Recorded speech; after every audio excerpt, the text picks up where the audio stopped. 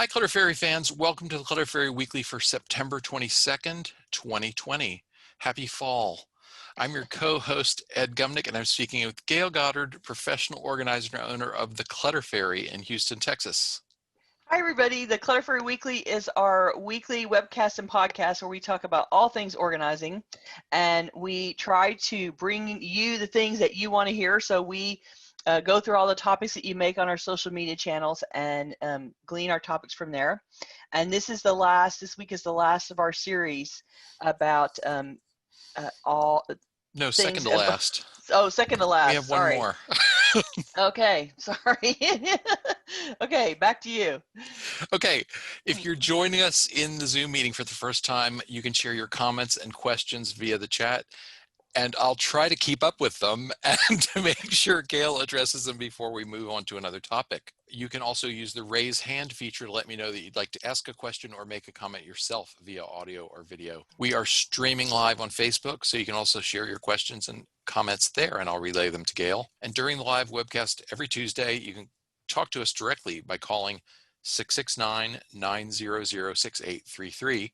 Use meeting ID 993-419-863 to join the meeting.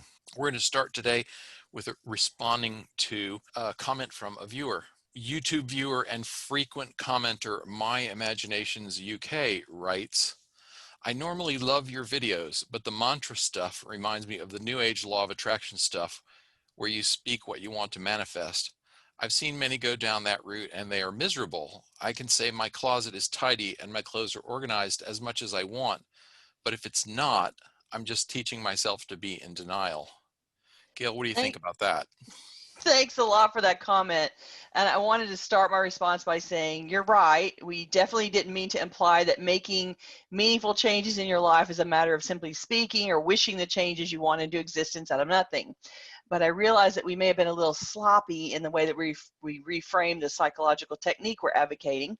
So we should probably get in the habit of saying we're not mental health professionals every week, because we're not. Everything that we offer is from our own point of view, personally. So I want to circle back and clarify what we had in mind in last week's episode when we talked about using mantras to replace unproductive habits of thought. We referred last week to the previous video that we released at the end of the year, in which we talked about a technique called story editing. Some of what we said in that video was based on an article by Dr. Susan Weinschenk in Psychology Today, which summarized research about how the stories that we tell about ourselves can change our behavior over the long term, and particularly a book called Redirect, that's the title of the book, Redirect, by social psychologist Timothy Wilson. If you'll allow me, I'm going to read a longish section from the Psychology Today article. Everyone has stories about themselves that drive their behavior. You have an idea of who you are and what's important to you. Essentially, you have a story operating about yourself at all times. These self-stories have a powerful influence on decisions and actions. Whether you realize it or not, you make decisions based on staying true to your self-stories. Most of this decision-making based on self-stories happens unconsciously. You strive to be consistent. You want to make decisions that match your idea of who you are. When you make a decision to or act in a way that fits your self-story, the decision or action will feel right. When you make a decision or act in a way that doesn't fit your self-story, you feel uncomfortable. So if you want to change your behavior and make the change stick, then you need to first change the underlying self-story that's operating. Do you want to be more optimistic? Then you better have an operating self-story that says you're an optimistic person. Do you want to join your local community band? Then you'll need a self-story where you're outgoing and musical. So let me return to My Imagine UK's comment. I think the vital difference between the law of attraction notion of speaking the things that you want into reality and the concept of self-editing that Drs. Weinschenk and Wilson suggest is that the story editing approach recognizes that your behavior and your decision-making are the critical factors to your success. Story editing isn't about mantras, it's about choosing to tell a different story about yourself and then letting that story guide you to make real and substantial action to shape better habits and to make better choices. I was suggesting that you remind yourself of your new story about the way you maintain your space, and it includes an organized closet. Reminding yourself about that new story helps you make a new decision to hang up the clothes as you take them off. I hope that cleans up our advice about editing your story to what you want in your life and makes it easier for you to implement. Today, we're continuing our series called A Decluttering Philosophy, Changing Our Relationship to Stuff. In the first episode of the series, we introduced the idea that decluttering isn't so much a method as a philosophy or a way of life. We quoted the Happy Philosopher blog, which suggested that if we have a problem with clutter, unless we change our relationship with stuff, our decluttering will fail. So we've been exploring the relationship people have with their stuff from every angle we can think of. We want to help every viewer and listener get clear about their own set of decluttering principles. And today's installment is called Complex Choices, Ethical and Environmental Questions About Clutter. So in our effort to leave no stone unturned, today we want to tackle a few aspects of the clutter problem that we've never discussed directly before, ethical and environmental considerations. This has been a challenging topic for us because it would be very easy to wander into the minefields of politics and morality, and we don't especially want to go there. We're going to ask a bunch of questions about ethical and environmental implications of stuff, and we want to encourage our viewers and listeners to think about your answers to these questions. It's okay if you don't have answers yet to all of them. We're hoping to get you thinking and exploring and looking for your own answers. So here we go. For anything new that you're contemplating buying, what is the real cost? So there's some sub-questions to that, like what besides the real cost besides what you're spending yourself, what you pay for it when you buy it. What resources go into the manufacturer and how scarce are those resources? And what is its impact on the environment?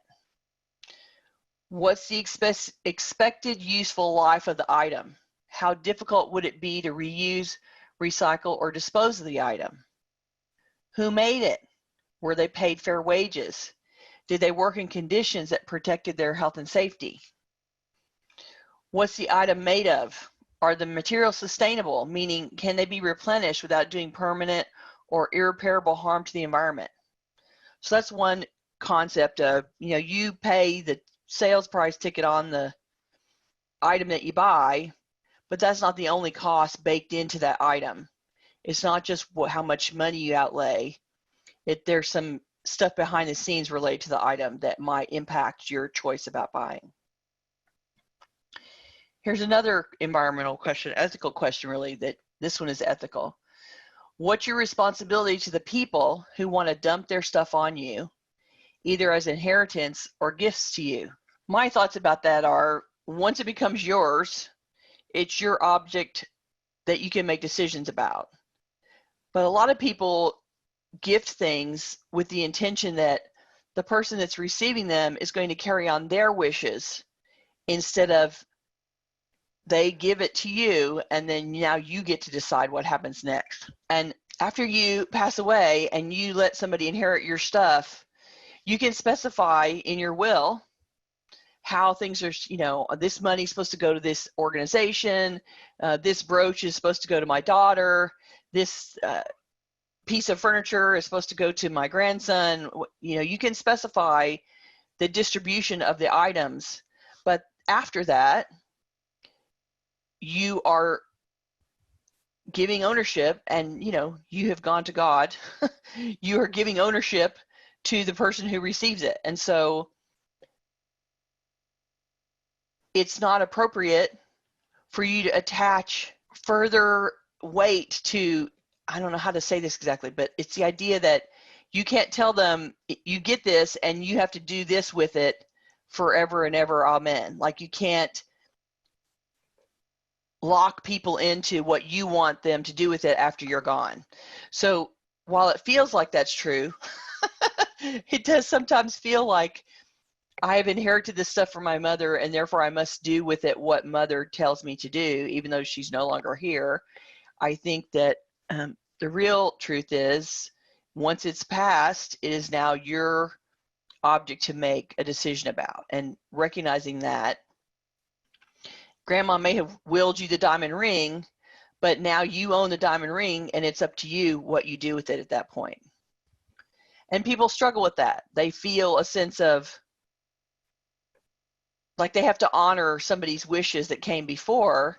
And it isn't that I think, you should crash through and get rid of and sell everything. And it isn't that I think that everybody's going to want to suddenly dump everything, or that you shouldn't think about the person that gave it to you when you get it. But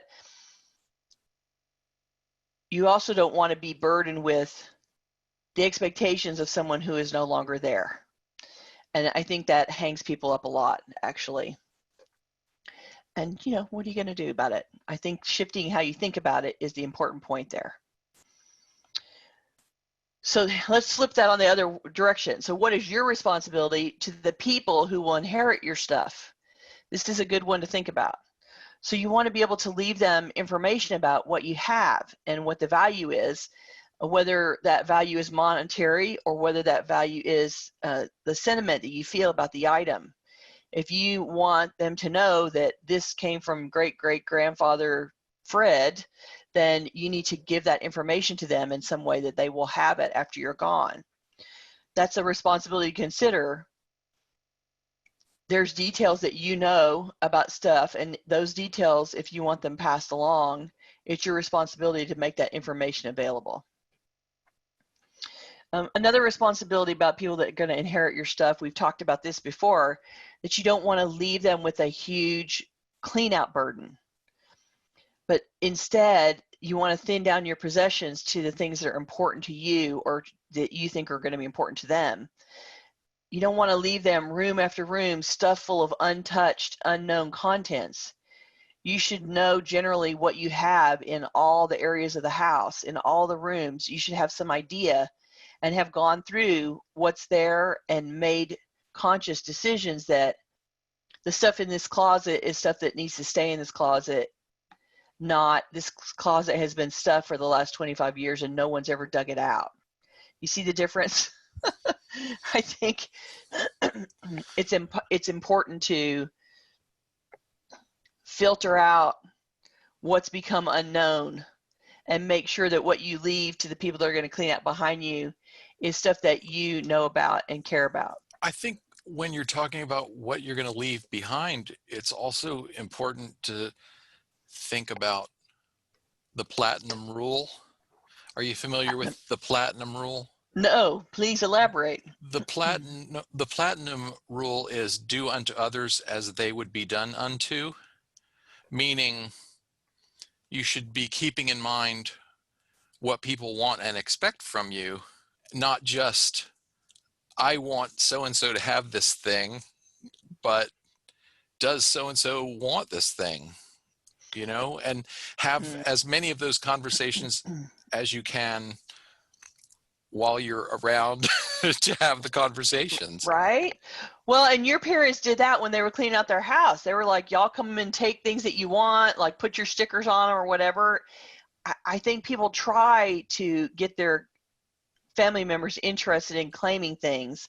And I think, nobody wants to go digging through the entire contents of their parents' house and lay claim to every single thing that they touch. But you can ask them about things that you think are important, or ask them to point out things that they think are important, and at least have some conversations about the highlights, about the things that are really valuable to either one of you, and make sure that A, that somebody knows that you think it's valuable, or B, that you know that they think it's valuable to them. It's important to them for whatever reason. And so having those conversations, I think, it's part of the responsibility of leaving your inheritance with as little burden as possible. And if you've had those conversations up front, it will help. It will help them later. Patricia, who's with us in Zoom, said, my sisters and I redistribute our inherited items based on who needs it. We just sent a set of dishes from one sister to another 10 years after the inheritance because it was needed. We check with family first is our loose rule. Which is awesome. And the more people, the more family members you have, the more potential need is there. And so that is great. And not everybody has a big distribution network, right? Like some people are at the top of a very wide tree, and so there's a whole lot of places for stuff to go. And some people are the end of the tree, and they're the last one standing. And so then you have a whole different problem. So awesome, and use the family network if it's available, and do your best not to retain more than will make you feel comfortable in your house, right? Like, as long as you save the dishes for 10 years and you use them, and then when somebody else needs them, then you send them off and let somebody else use them, that's great. But I don't want you to have 27 boxes in the garage waiting for a need to show up over the next decade. That's what I mean. Okay. Okay. That's that one. So here's the next question. What is your responsibility to your community and the less fortunate? So this is one we've talked around several times, but it's the idea being, if you are motivated more by a responsibility to others than you are to yourself, then this is a way that you can reframe. So if you're a person that lives with more than enough, then sharing some of those resources, especially when the extras are not important to you, is part of being a supportive member of your community. You can support direct family members, like we just talked about it, but if your family is in good shape, then finding others to receive your excess is important. And everybody has different thresholds and levels about this. Everybody has different places where they feel like giving my things here is good and giving my things here is not good. And so you get to define where that is. But I think that there's some portion of your community that is less fortunate than you, because we all know there's always somebody in better shape than us and there's always somebody in worse shape than us. So defining that community where you feel the most comfortable giving away, and then using that as a motivation to share your excess, hopefully is an external trigger that helps you let go. The idea being, if you're already listening to the podcast because you think you have too much stuff or you think you're overburdened or cluttered, then however you can motivate yourself, and hopefully sharing out with other people that need it is a way that you can do that. There's a million ways to intersect with people that need stuff, and if you have a whole bunch of things, you may have to develop a network of places to give things. And I use a network of places for all of my client stuff, and you may have to do the same. And it gives you a sense of purpose about where the things are going and the idea that it might get used again. And hopefully that gives you some comfort in releasing and letting go of the excess in your life. Here's another question. What is it costing you to keep your stuff? So one of the things that people lose by keeping a super cluttered environment is that you lose comfort and safety and security. You lose a healthy living space. People start to surrender the ability to easily move around in their home and to safely get in and out. When the trails start getting narrow, when the stairs start getting covered up, and it becomes more difficult to navigate the stairs, and we're all only getting older, and so the more clutter there is on the stairs, the harder it is to navigate, the more likely you are that that you can get injured. So it costs you in terms of comfort and ease of living and ease of movement and safety to have a super cluttered space. And in the extreme, of course, someone who is living in a place that is hoarded or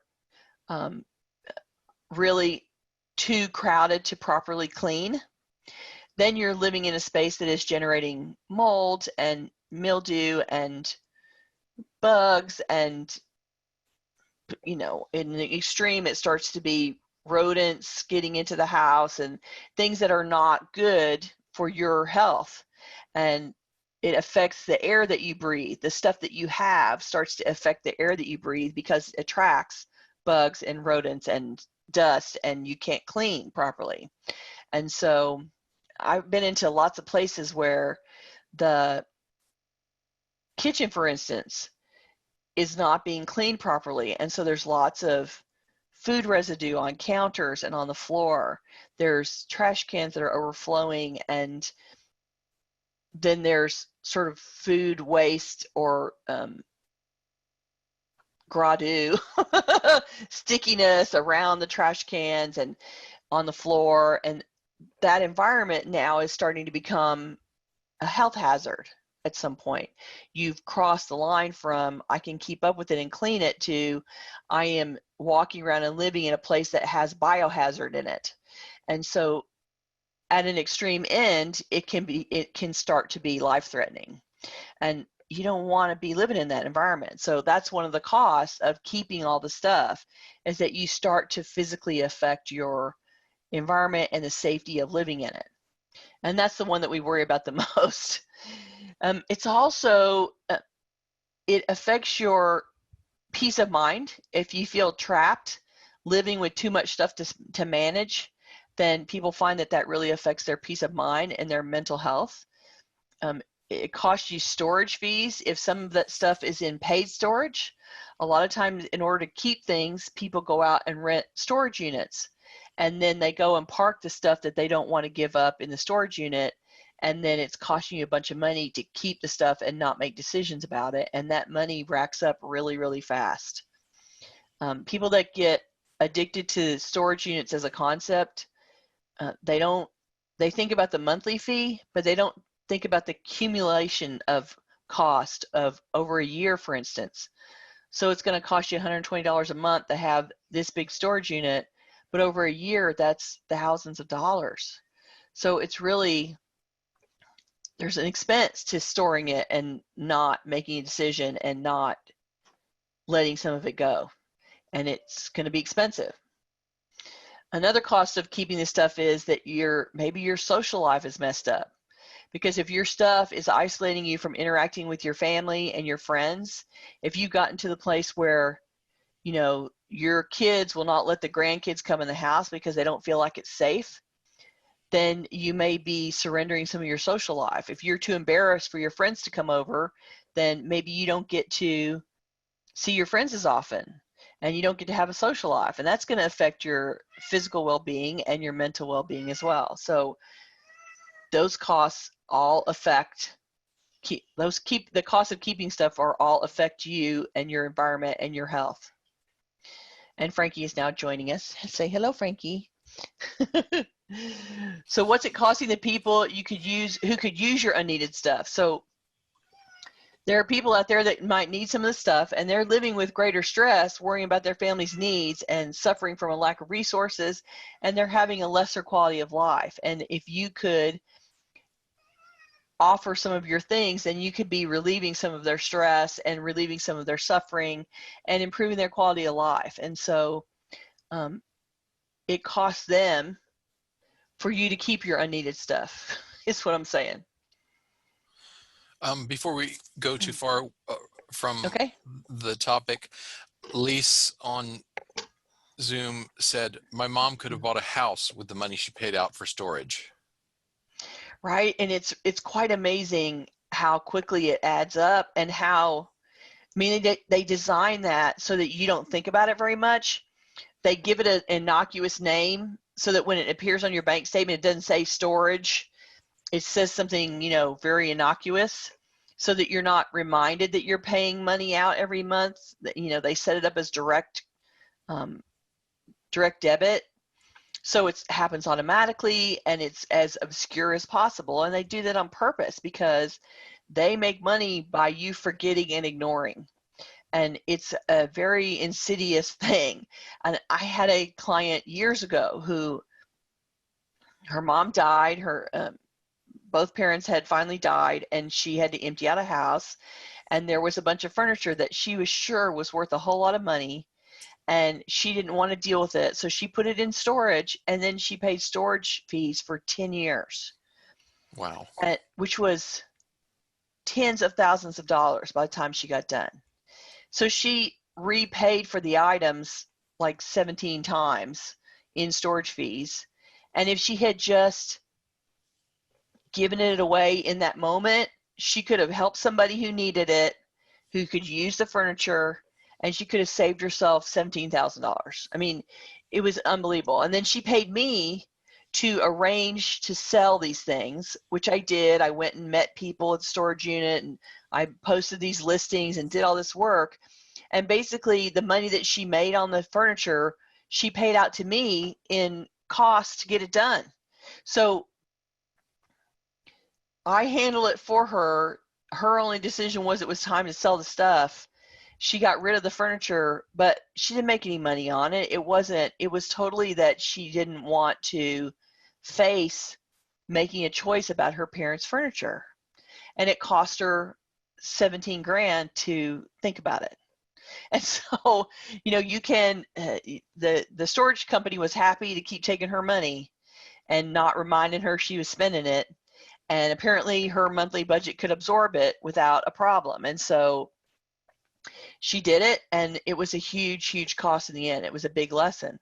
And you're going to say, I can't think about this now. I'll just put it in storage and I'll deal with it later. You better have a plan for dealing with it later, or else it's going to cost you a lot of money. One more question from the chat. Candy, Okay. who's with us in Zoom, asked, am I allowed to get rid of stuff my kids left here and I can't get them to take away? So the thing about kids is they don't want to do the chore of looking at the stuff and making a choice.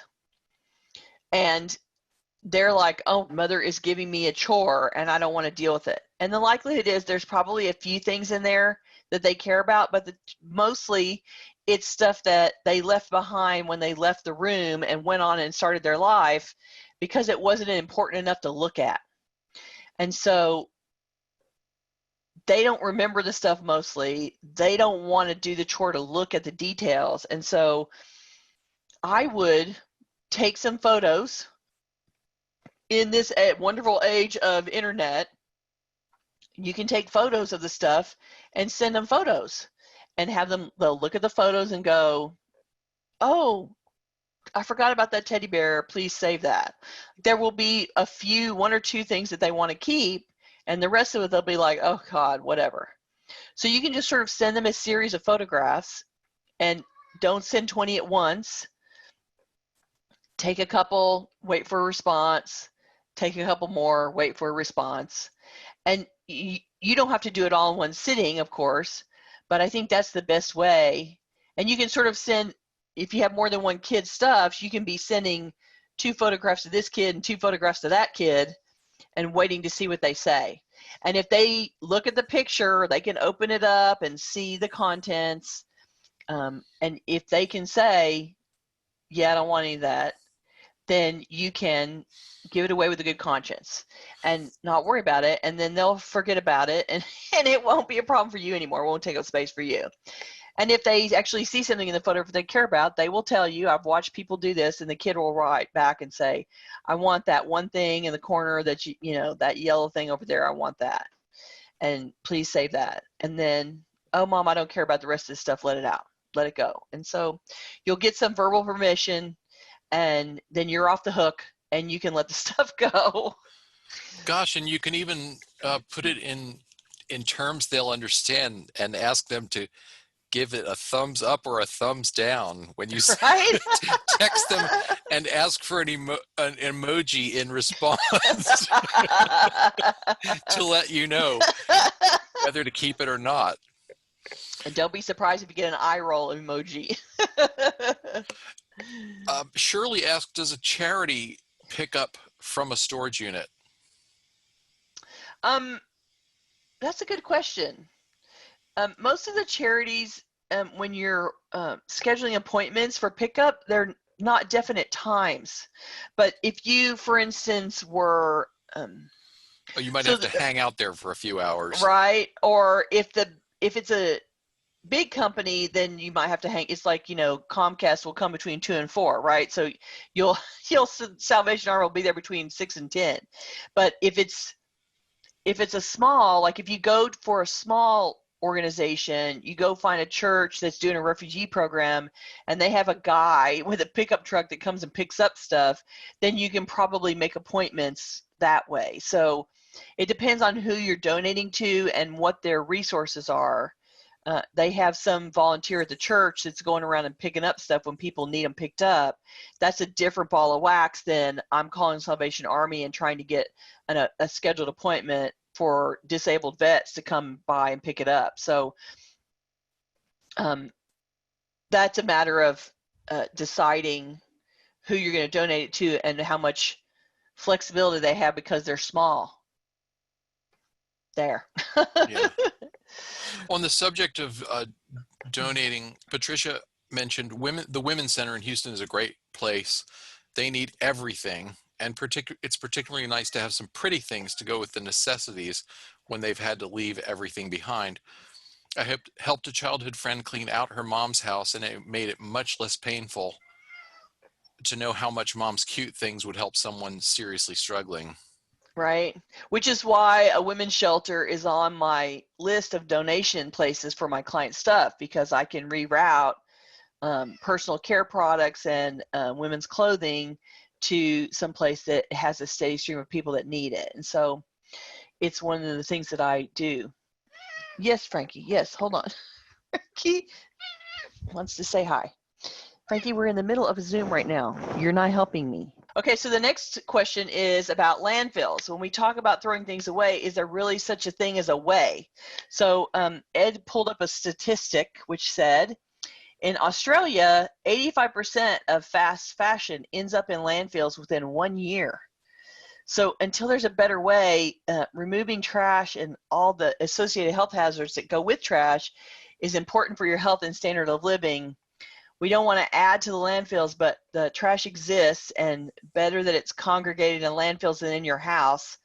A house that becomes a landfill itself is a very dangerous place to live, and we don't want to be buying stuff that is going to go straight into the landfill in a hurry. So this is another argument against the concept of fast fashion, cheap and easy fashion that you're going to wear for a minute and throw out. And I shudder to think how much of that happens in the United States. We donate a lot to places like Goodwill, but I don't know how much of what Goodwill get ends up in somebody else's hands. We hope that some of it does, and that's why you go donate there. But I couldn't find a recent statistic for the United States, but I did find a statistic that said the United States consumes even more per capita than Australia, and so it consumes more of fast fashion, more cheap, trendy clothing. That one stat I saw was that I think that they were talking about in the Western democracies, the average item is worn about 7 times before it is retired from the wardrobe. Right. Because you've moved on to the next stylish thing. And the sad thing about that is that all that stuff, there's not a whole nother collection of people ready to wear all the stuff that you're giving away. And so, and keeping that constant refresh in your closet is why you can't get into the closet at all, right? That there's a constant, adding, and you don't take it out fast enough too. So this speaks to rotating the clothes faster and getting the clothes out to the women's shelter, for instance, faster than waiting 10 years and then donating it when it's not when it's not going to be as useful. Turning that stuff over on the back end, just like you turn it over on the front end.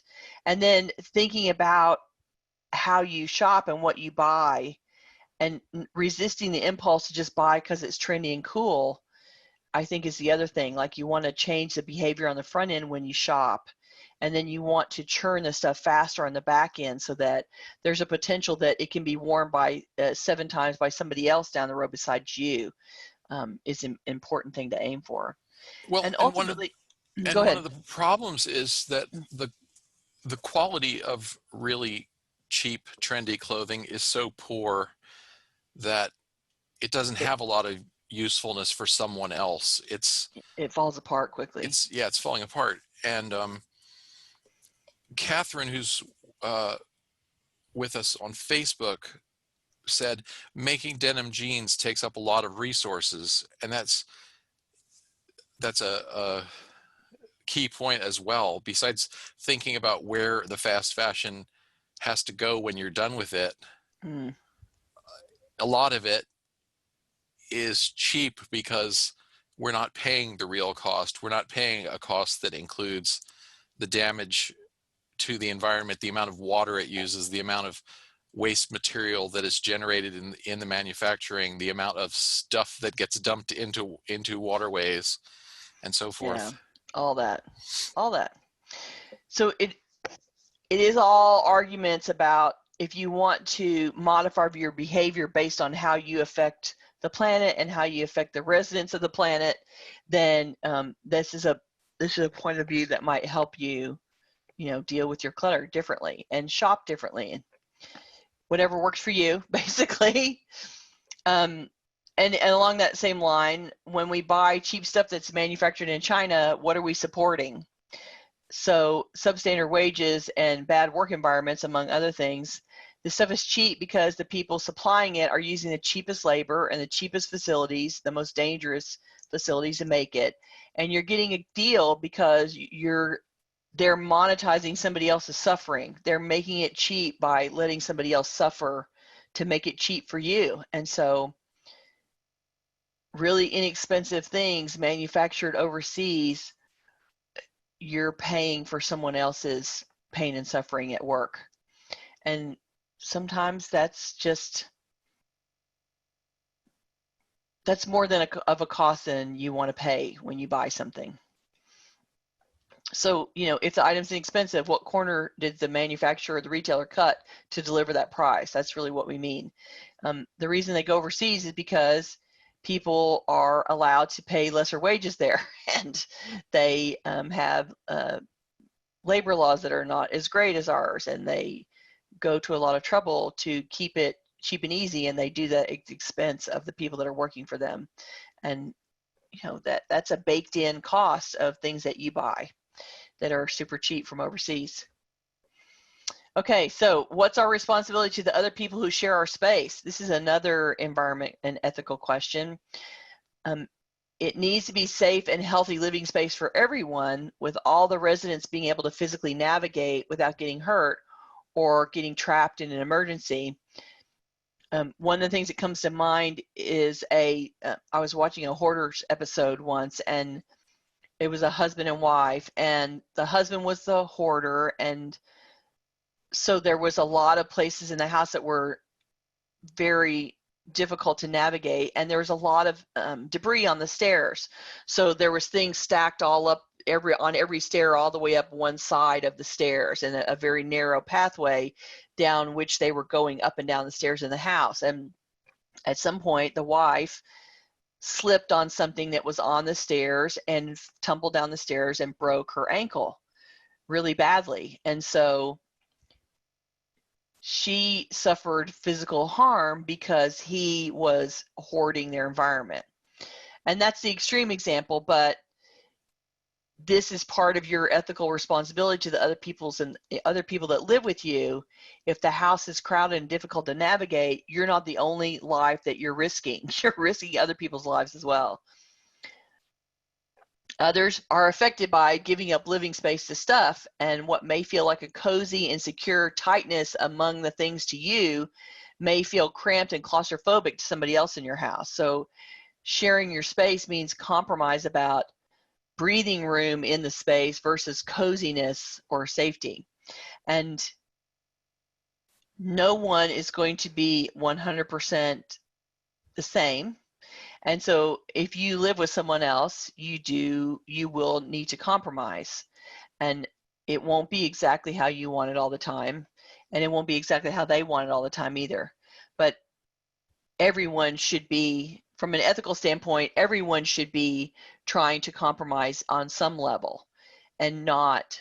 So in the Hoarder episode that I saw, he was, we're keeping it, and she after many years of struggling, had surrendered to him and was just living in what he created because she couldn't get any traction because, you know, someone who has hoarding syndrome is working with a mental issue that they're having, that they need intervention about. And so, you know, that's an extreme example, but where you're sharing space, you don't want to be the person that always wins and always gets your way so that the other person feels like they're not being heard and they're not being considered, and you want to make the space a compromise for both of you. Well, and this ties back to the conversation about what is the life you want to be living and what are your values. And if part of what you value is the health, safety, and happiness of your loved ones, then that's another way perhaps to motivate yourself to change your own habits and behaviors about the stuff. When you can gain enough objectivity to see that it's taking a toll on the people you live with, Absolutely. then maybe that can motivate you where, you know, your other values and priorities didn't. Your own personal ones for yourself. Yeah. Yeah, don't. Exactly. So another question is, what are we teaching or modeling for our children about our values when we have clutter? Children are so impressionable and they don't really have the ability to understand the nuances of any situation. We teach them behaviors around stuff without them really understanding the true nature of why things are necessary. Holding on to clutter may start as teaching them thriftiness, but it may end up teaching them fear of scarcity instead. The little kid brains don't have as much knowledge, experience, understanding. They're not as sophisticated as you are in your evaluation of the situation. And so you can be training them in a way that they don't fully understand the implications of what you're training them to do, and end up teaching them to be afraid of lack instead of teaching them to be thrifty. And that's just an example that popped to mind when I was starting thinking about this. You are teaching them something, and the question is whether it's what you want to be teaching them or what you're accidentally teaching them. And keeping that in mind as you're looking at your clutter, like, I'm training my kid to live in this space. I'm getting him accustomed to chaos. I'm teaching him that keeping and maintaining, having maintenance routines, having filtering processes is not necessary. And it may not be the best way to set up a kid for their future life. Like what they live with right now as a kid is what they're going to be used to and feel comfortable with when they launch their own lives and go on about their business. And so hopefully modeling for your children to live in a way that is safe and respectful and healthy and best life imaginable is the best way. I think that it's like you want them to have a really good life, and part of that life is to not live in chaos all the time. And so modeling that to them would be a good way to motivate you to deal with your stuff now. The last question on the list is, what else could you be doing with the money that you spend on things that you don't urgently need? How many times have you spent money that you didn't have on impulse buys, or you convince yourself that you need to have 5 of something because it fits, or you need to have those shoes in 37 colors because you love that shoe? You don't urgently need 37 new pairs of shoes, and yet you burn all that money, and it could be money that you use some other way in your life, that you build towards your retirement, that you are able to donate, or that you share for your kids, or you have an experience instead. Like there's a lot of things that you could be doing with the money that you spend on the fast fashion you're going to wear 7 times. Instead, you could be out of debt. You could have a retirement plan. You could pay the IRS. You know, There's a lot of things that you could use that money for. Well, and there's the related question of what else could you do with the time that you spend maintaining the stuff, cleaning the stuff. Digging out the What stuff. what else could you do with the space? Something much more entertaining, we hope. Yeah. Deborah said, I think that one of the most ecologically friendly places to shop is secondhand and / consignment. And bonus, something that has been worn and washed will tell you immediately if it pulls, how the seams perform after use, etc. Quality really shows after it's been pre-owned. That's a very good point, right? Like you can tell if the material's in good quality and stays in good shape because somebody's been wearing it and washing it already. Good point. There you go. And Lise said, I hate to say it, but watching Hoarders motivates me to declutter. And about half a dozen people chimed in to agree with that one. Yeah. And it really does, because they go to extreme measures to show you the worst possible outcome. I mean, they pick people that are on the hoarding scale or at the far, level 5 on the hoarding scale. They've lost control, and it's such an extreme manner. And they do that because of the sensationalism, but it does show you it is possible to go way off the deep end, and yes, it could get worse, and yes, you could really be in trouble, right? And so I think that it serves as a cautionary tale for a lot of people. You're not alone about that. And a horrifying cautionary tale that you can see how people's mental processes have become impaired and are so off the deep end that they're willing to live in unbelievable conditions. And there was somebody locally here who I worked with my friend Anne on a job. It was her client, and she met the client while the client was, she had cancer, I forget which kind. She was dying, and she knew she was dying, and she wanted to start helping her sister and brother-in-law who were going to have to clean out her house after she was gone. And so she contacted Anne and started the process.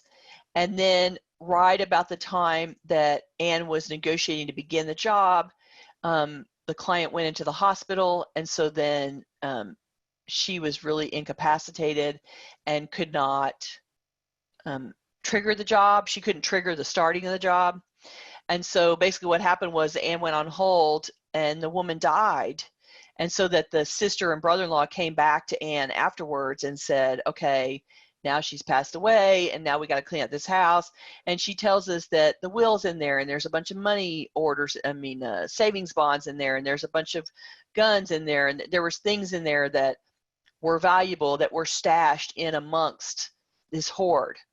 And so I was a team member on the job that worked on it, and we went down there with a dumpster every day. We filled a dumpster every day. I was one of 7 people on site, and there was guys that had full hazmat suits on that were going in with shovels and wheelbarrows to bring things out and carry everything out. And I was on the driveway in my hazmat suit, filtering through, looking for information about a bunch of oil and gas investments that she was a part of, direct oil and gas investments.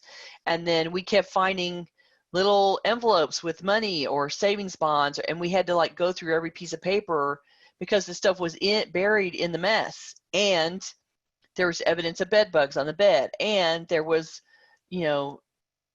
dead bugs everywhere and live bugs everywhere, and God only knows what else was running around. And she was living in that environment with an issue with her lungs, and I'm sure her environment accelerated her demise because it was so unsafe. And we had a huge job, and every day we would fill up a huge dumpster, and the dumpster company would come and haul it away and bring a new one the next morning, and we would start in again. And it was a huge job. And luckily we found enough assets so that the sister and brother-in-law didn't have to go into debt to pay for all the work, because it was an expensive job for us to do what we did. And it's not cheap when you have a team show up to dig out a house like that. And so they spent a bunch of money to recoup all of the assets that the sister had buried in the house. And not everybody is that lucky. Like she and her husband had been successful people and had earned money in their careers. And so there was stuff to be found, but not everybody, a lot of people have to spend the money to clear it out, and there's nothing of great value to be found in there. So that's a huge, huge ethical issue. She left a monster project for her sister and brother-in-law to have to clean out. And they had to clean it out before they could sell the house. Like, there was a house there that had some value, and they needed to be able to sell it, and they couldn't sell it till we got all the stuff out of it. I mean, it was a nightmare. So yes, hoarders will motivate you. And I have to tell you, from a professional standpoint, cleaning out those jobs, doing those clean out jobs, it changes your mind forever about how bad you let it get before you start cleaning. Let me just say that. When it even remotely starts to have the slightest hint that it might be out of control, like that, nope, got to get in there and start cleaning stuff. Okay, we're running out of time, but I have two more questions that I'm going to try to get answers to. Okay. And then some announcements, and then I'll ask for your final thoughts. Okay. Nancy in North Carolina says, I am paying attention, Gayle and Ed, honest, but I have noticed that the trim shrubs behind you seem to spell out something. Does it have anything to do with the concept of neatness, or don't you know? Just curious. And we were concerned that people would focus on the words back there. This is a photo of the Hortulus landscape garden in, I'm going to massacre this, but I think it's pronounced Dobrzyca in Poland. And the word Hortulus actually means little garden. So it's the name of their garden. There. Yeah. We're not trying to send subliminal messages to you. No, right? We just picked this image to suggest the idea of complex choices, which is what we've been talking about today. And then the other question that I thought we could try to tackle is from Tammy, who said, I have an emotional story of a set of books Dad and I read and discussed about 5 years ago, and I just paid money to move the box during a move. I debated getting rid of or selling them, but it was our only tangible recent bond taking up my space. What do I do to get past my stuckness and emotions, or do I keep it? Because it has an emotional response to you, my immediate response would not be, okay, I think you need to get rid of it all. I don't think that. But if keeping the collection is taking up too much room for you or creating a crowding issue, then maybe what you can aim for is reducing the collection instead of getting rid of all of it. And so reading the books, sharing the books is part of that. You have that sentiment around the shared experience of it. And 6 of the books, 5 of the books, 10 of the books might be enough. So maybe you take your 10 favorite books out of all the books that you shared, the ones that you like the most, or maybe you take the most recent 10 or some 5 or something like that. Like, create a little way to filter the collection and recognize that while you won't have the whole set still, the set exists in the universe of a library and Amazon, and the set is out there in the universe. You just don't have to have it in your house.